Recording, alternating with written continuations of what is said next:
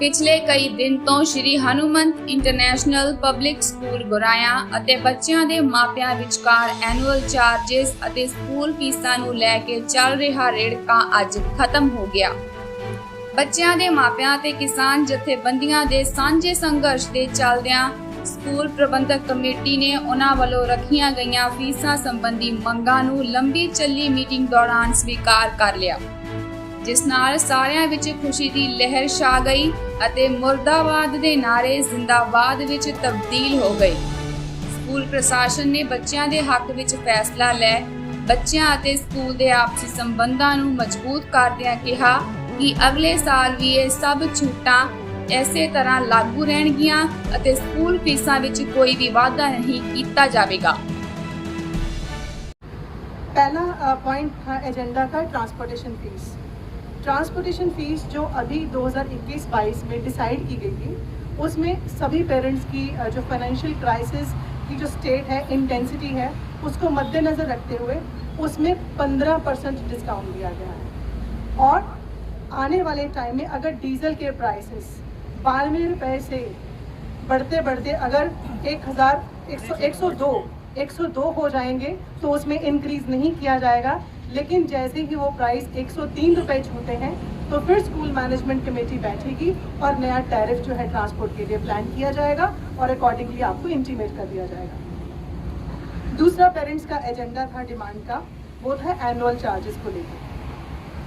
पहले तो कुछ पेरेंट्स के दिमाग में एक शंका थी, एक डाउट था कि स्कूल जो डिस्काउंट इस बार दे रहा है कि आने वाले साल में स्कूल वो अमाउंट दोबारा से पेरेंट्स के ऊपर सरचार्ज लगा देगा।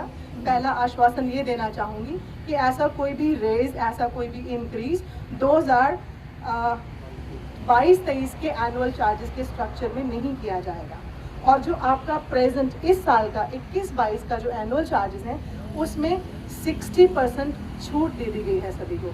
मेरे को लगता है आप सबको ताली तो बजा देनी चाहिए। और जिन पेरेंट्स ने पहले चार्जेस दे दिए हैं, कुछ तकरीबन 100-125 पेरेंट्स हैं जिन्होंने मार्च में, अप्रैल में हमें एनुअल चार्जेस पे भी कर दिए हैं, उनके एनुअल चार्जेस उनकी मंथली ट्यूशन फीस के अगेंस्ट एडजस्ट कर दिए जाएंगे।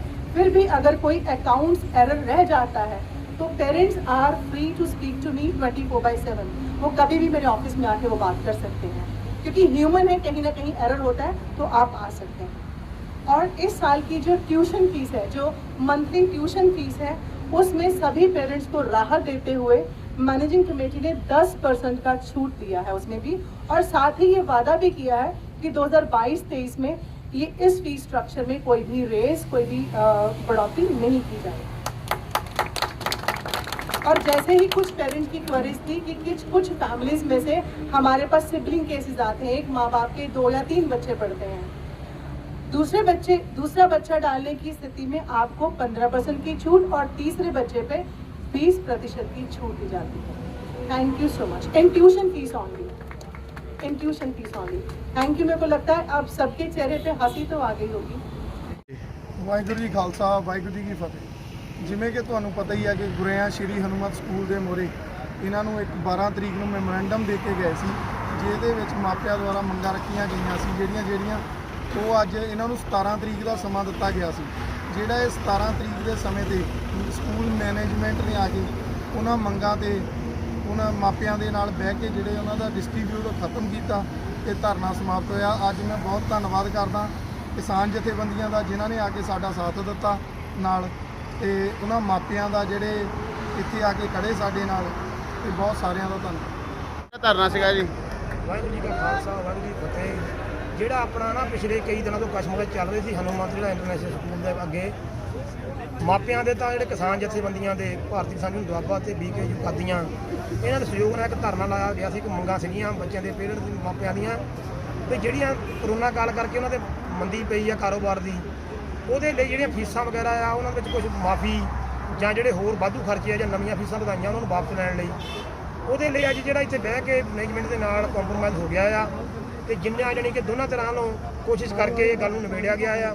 ਤੇ ਸਕੂਲ ਨੇ ਸਾਨੂੰ ਇਹ ਭਰੋਸਾ ਦਿਵਾਇਆ ਆ ਮੈਨੇਜਮੈਂਟ ਨੇ ਵੀ ਜਿਹੜਾ ਅੱਗੇ ਤੋਂ ਵੀ ਕਿਸੇ ਦੇ ਨਾਲ ਕੋਈ ਪੱਖਪਾਤ ਨਹੀਂ ਹੋਊਗਾ, ਫੀਸਾਂ ਜਿਹੜੀਆਂ ਆ ਉਹ ਇੱਕਦਮ ਨਹੀਂ ਵਧਾਈਆਂ ਜਾਣਗੀਆਂ, ਮਾਪਿਆਂ ਨੂੰ ਭਰੋਸੇ 'ਚ ਲਿਆ ਜਾਊਗਾ। ਤੇ ਨਾਲ ਹੀ ਜਿਹੜੀਆਂ ਆ ਹੁਣ ਨਵੇਂ ਸਾਲ ਦੀਆਂ ਫੀਸਾਂ ਸੀਗੀਆਂ ਐਨੂਅਲ ਚਾਰਜਸ, ਇਹਦੇ ਵਿੱਚ 60% ਦੀ ਵੀ ਐਤਕੀ ਲੈਸ ਕੀਤੀ ਆ ਇਸ ਸੀਜ਼ਨ ਦੀ। ਤੇ ਜਿਹੜੇ ਐਨੂਅਲ ਚਾਰਜ ਲੈ ਜਾਣਗੇ ਜਦੋਂ ਲਾਸਟ 'ਚ ਆ ਸੈਸ਼ਨ ਚੱਲਦਾ ਆ ਉਹਦੇ ਲਾਸਟ 'ਚ ਲੈ ਜਾਣਗੇ। ਜਿਹੜੀ ਫੀਸ ਆ ਟਿਊਸ਼ਨ ਫੀਸ ਦੇ ਵਿੱਚ ਵਾਧਾ ਨਹੀਂ ਕੀਤਾ ਗਿਆ ਕੋਈ, ਉਹਦੇ ਨਾਲੋਂ 10% ਜਿਹੜੀ ਆ ਉਹ ਲੈਸ ਕੀਤੀ ਗਈ। ਸੌਰੀ 4% ਨਹੀਂ ਵਾਧਾ ਕੀਤਾ ਸੀਗਾ, ਪਰ 10% ਉਹਦੇ ਲੈਸ ਲਈ ਆ।